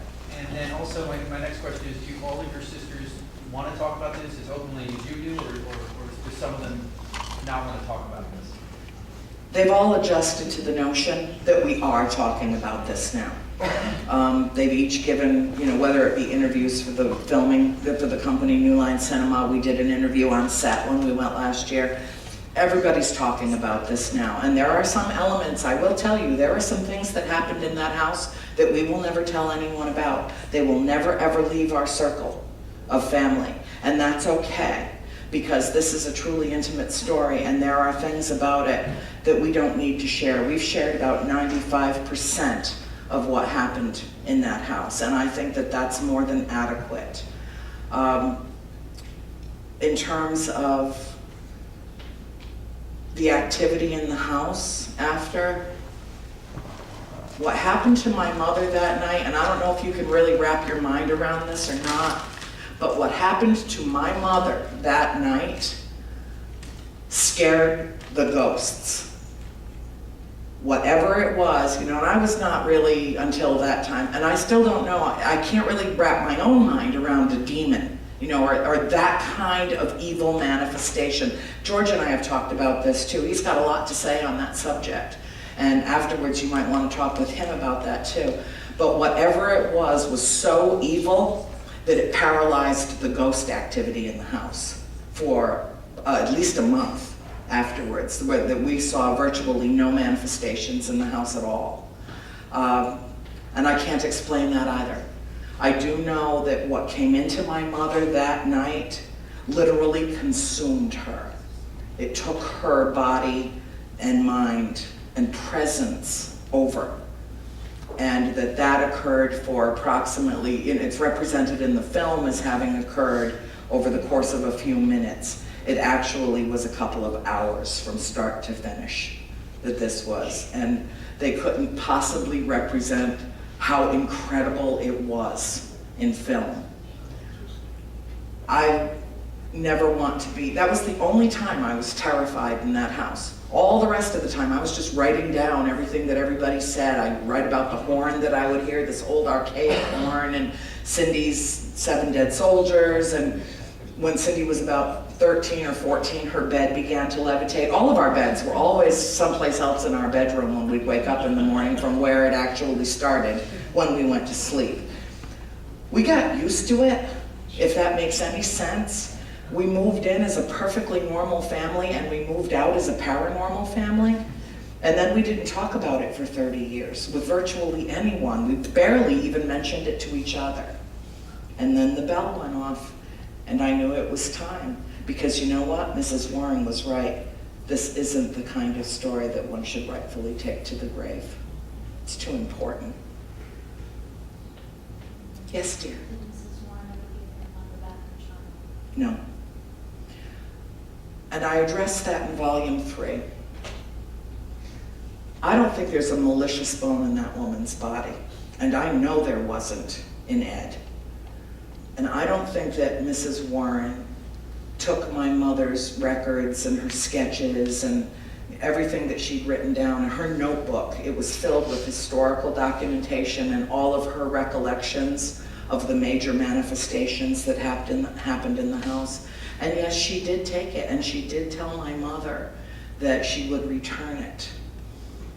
But I think, to be fair, and having spent time with her recently, after 40 years of not seeing her, I think that she took that out of the house with purpose and reason.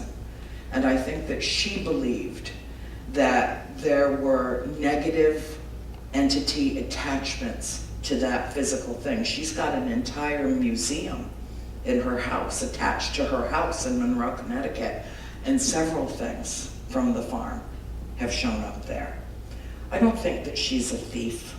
I don't think that she's a permanent borrower. I think that what Mrs. Warren does is she takes things away from places that she believes could have a negative entity attachment to it. And so in the process of taking it out of a home, she's protecting the family. Because I know that woman came into my arms in March after us not seeing each other for almost 40 years and wept like a baby. And so did I. That's a bond that will never be broken, ever. They looked into the souls of our family, and they came to help us. And I don't care what anyone says about Ed and Lorraine Warren. I don't care. I know what their motivation and their intention was, and it was to help us. Would my mother like to have her things back? Yes, she would. But it's been 40 years, and chances are they're not going to be returned to her. And who knows what would happen if they were. Do you know what I mean? I think that It's best to just leave it as it is. And you know, when I think back on our history and our moving, and you know, there was a flood, and there was this, and there was that, and a whole bunch of books got destroyed, and you know, maybe Mrs. Warren taking those things is what preserved them, so that this story could be told as accurately as possible. I'm open to the possibilities in this world, and I'm okay with it. I'm gonna let it go, you know, it's forgive and forget time. Well, maybe not forget, but forgive for sure. Yes, darling? You said you wanted to like have that house back when your couple living there moved out. Aren't you like scared that something's gonna happen again? I'm not afraid of that house at all. I was never afraid of the house. I loved the house then, I love it now.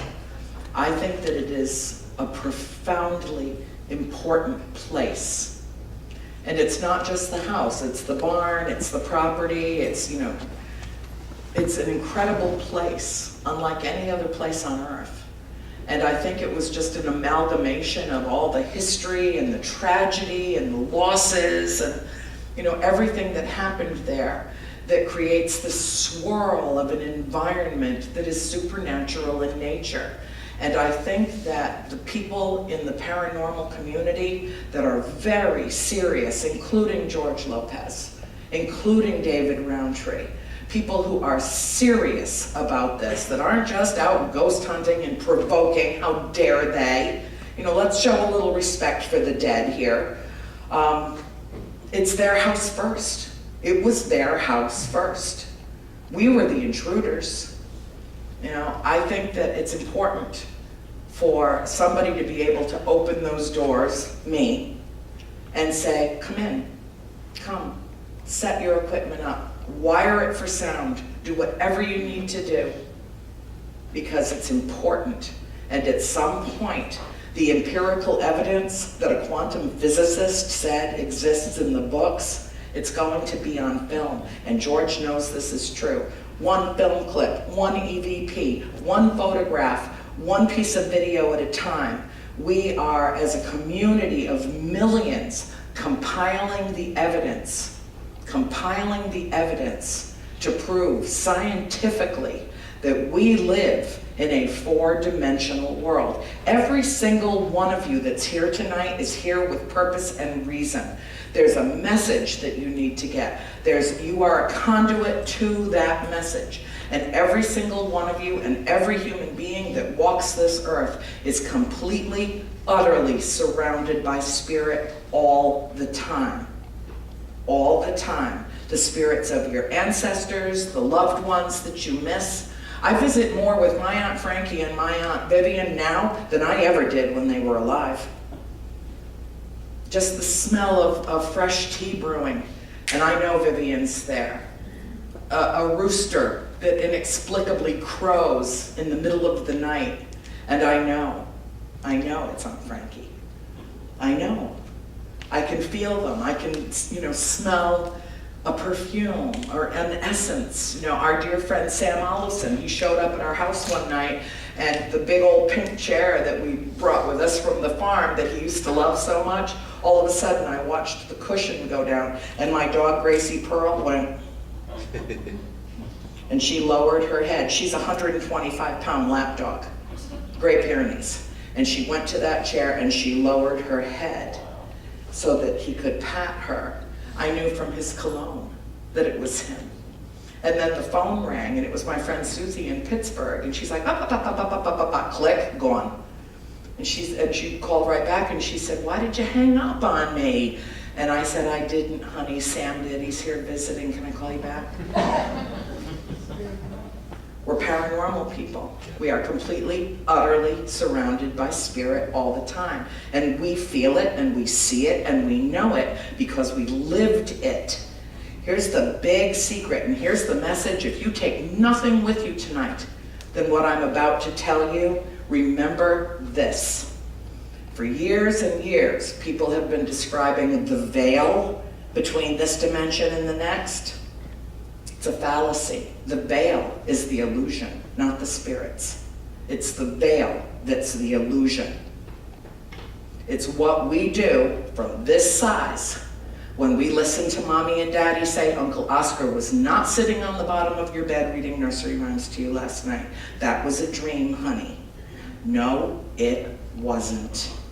We are born knowing we're immortal, and many children are born remembering their past lives, or at least the one that they just came from. In my opinion, we are recycled souls, and we come and we come and we come until we get it, until we get the message, till the message is received and the lessons are learned, and then we ascend. Who knows where we ascend to, or if we even leave this planet, or what we become. If we are just transmuted energy that goes elsewhere in the cosmos to create something else. We don't know. That is the incredible mystery of it.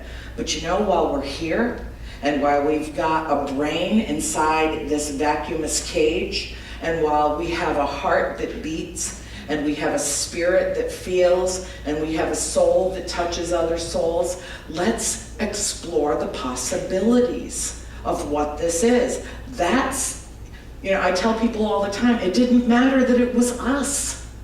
That it happened is the miracle, that it happened.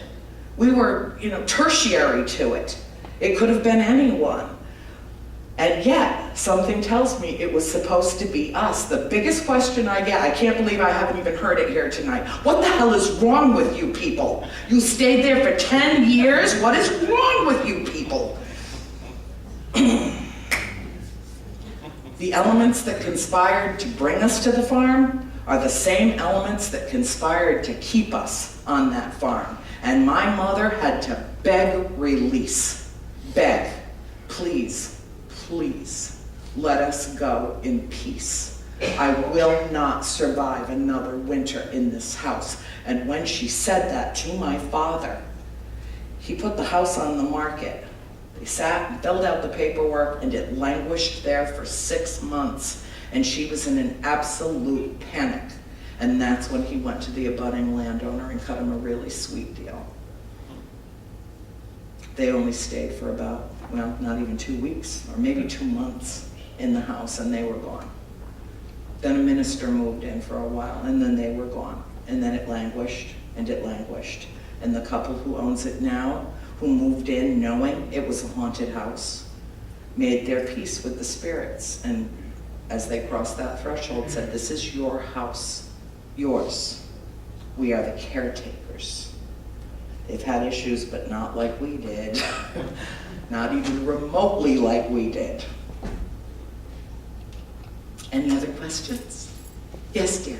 Did you ever find out about Cindy's soldiers, whether there were anything in the wall? Or was it Well, that wall has been completely sealed now. I would not be amenable to going into the house and starting to rip walls out to look for bodies. No, I mean the history. Mm-hmm. No, but you know, there was a horn that there's a chapter in, I think, is it George, the first book? I think Clarion Call is in the first book. He knows the book as if he read it, I mean, wrote it, he knows it so well. And I heard this archaic horn, what they used in the Revolutionary War times as a call to arms. They would either use muskets and shoot off so that each man down along the line would shoot up into the air, and then the men would come together. It was a call to arms, or they would use this horn. And I kept hearing this horn all the time that we lived at the farm, but I didn't know what it was. And then when I was in my 40s, or late 30s maybe, I was driving through Lincoln, Rhode Island. I was living actually right near the original Arnold estate that was built around 1640. Before they moved up into the woods, and another segment of the family ended up at our farm. But this is one of the oldest homes in all of New England. And on the property there, they were reenacting Revolutionary War thing, you know, how they dress, everybody dresses up. And I heard, I'm driving through town, and it was a nice, beautiful summer day, and I had the windows down in my car, and I heard that horn. I was like, oh, Oh my God, that's the horn that I grew up listening to. I was listening to it. And there up on the hill behind the old Chase house was a man standing with his bugle calling the soldiers to arms. Click.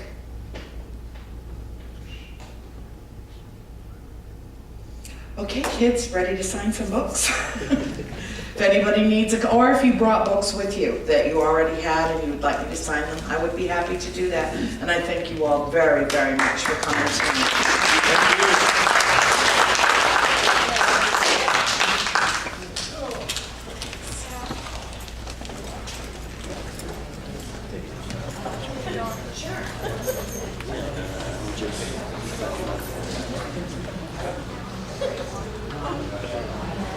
That's a good question. They probably eventually will because of success. I probably would expect it to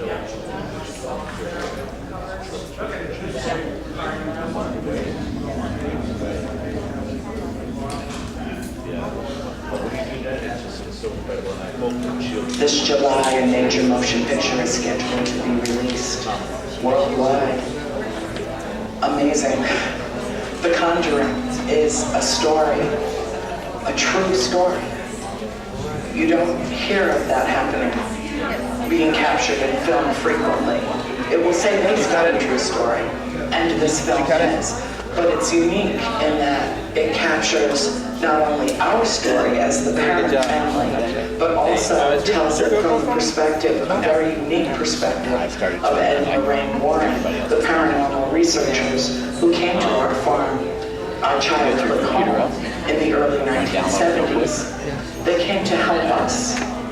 This story languished for 30 years, close to 40 years.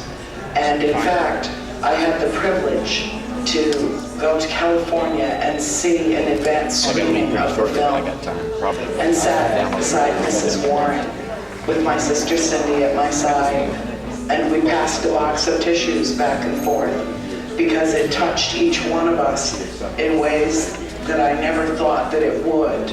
I expected something entirely different. I expected Hollywood to do what Hollywood does. And yet, in some ways, this is a very quiet and studious film. You would never know that from the trailers, but that's their job, to entice an audience. It's also about the love of the family. It's also about people who came to help, who felt that this was the most significant and compelling and dark and disturbing story that they had ever heard in the course of a 50-year career. Well, I can say on behalf of James Wan, the producers, the cast and crew of The Conjuring, is that they truly captured what we endured. Get a book. You can't cram 10 years into 2 hours, but you can die trying. I have to go tomorrow night too. All this? This should be everything, yeah. So am I taking... I completely formatted before I started. Am I taking Nick with me, or are you taking Nick with you, or what are you doing? Choice, if he wants to say you can. Are you gonna And then eat? I'm gonna go eat. Yes, it's all. We're gonna go eat shortly. 27 minutes.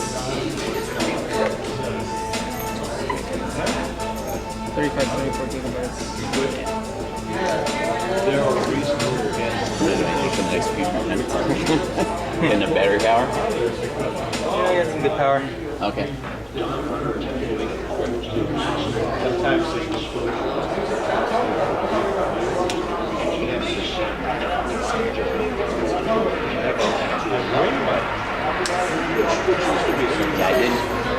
I had to change my batteries twice.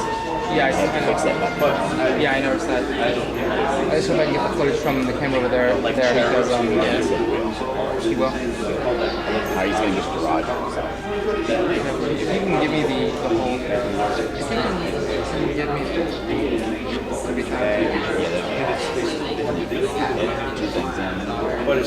yeah, it will take a lot of memory. That's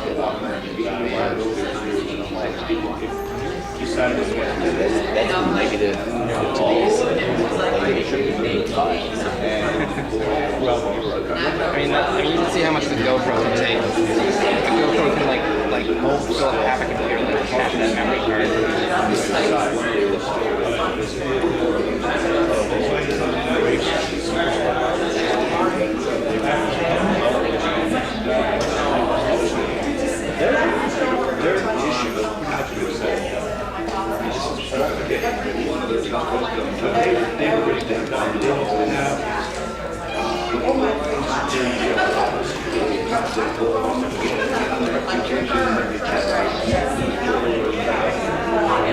Hey, can you do me a favor? Yeah. Can you watch my laptop while I run? Yeah, Jimmy.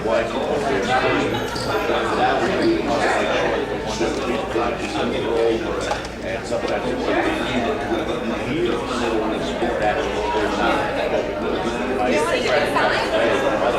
Did you read it? I would probably read some of it. Just had to have it. Yeah, I would probably just read off the Wikipedia.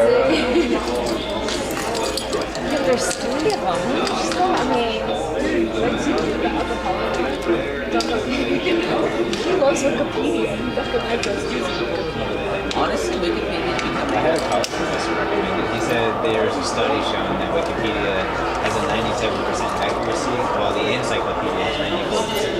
Oh, really? So it's actually more accurate than I mean, it condenses so much information. All right, well, me and the kids are leaving. I didn't hear you. Me and the kids are leaving. Picture. Okay. Wire. We're just keeping in case it's not around. Just try it. If it stands, try and get to like wrap up here. This. It's really important. You have, No, it's fine. This is actually the first time my logo is going to be displayed on a huge screen. Cool. Cool. For sale. No, what is yours? Red sale. Shaded Sight Studios. The logo on my head. do you, you have money? Yeah. You do.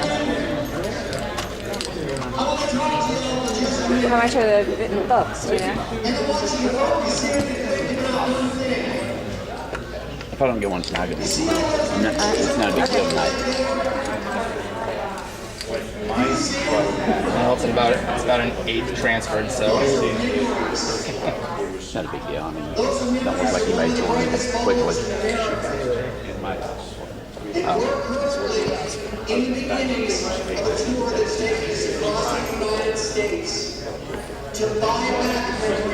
It's just like mine. It's just like mine. Dawn, get Chris up.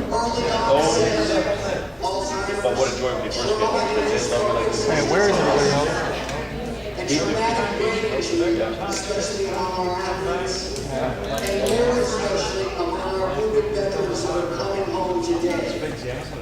My favorite bed. Get with you. I didn't need it. I know who you reminds me of. Bill Engvall. Really? Sam? Bill Engvall. Sam? Yeah. Oh, he does. Bill Engvall. There's a green screen waiting to happen right there. Yeah, exactly. I know this fellow Jimmy can turn that to a green screen like He's like, I would remember that.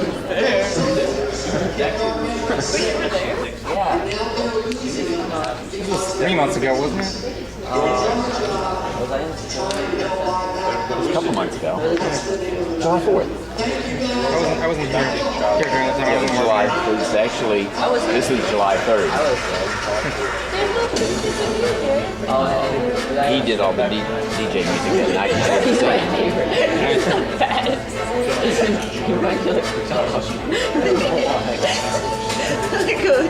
I really, at some point, I want to get a copy of this.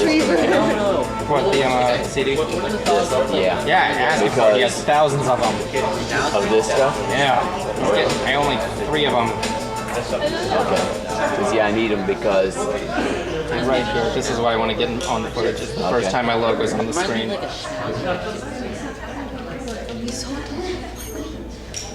Not my text. Wait, read all. Come on, display my logo. Display my logo. This is going to be historic. My name on the big screen. And the other side. I'd never see it.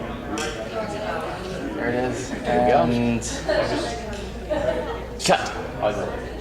Well, what the frick? You didn't even display it. It did.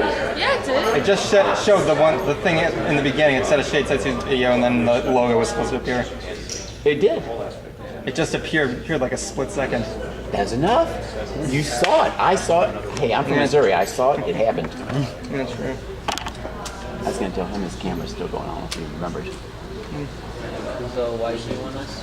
Yeah, why did you want us? Oh, it was just to get this thing. That's it? Yeah. Oh, was it? Is that it? That was it.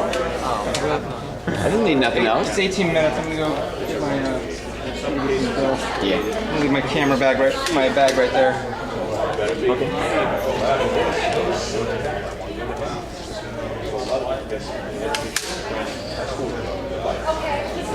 Not happy tonight. What? Batteries didn't last long. Oh, really? Were you able to do the whole thing? But completely ate too. Way more than that. 2 1/3.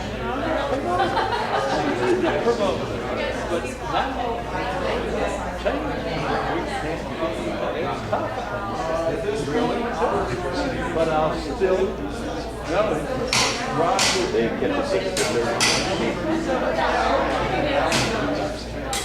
And while we, Andrew has become the representative, not her mother Caroline, because she's probably had the most experience in public speaking, being in theater. She's very, very eloquent.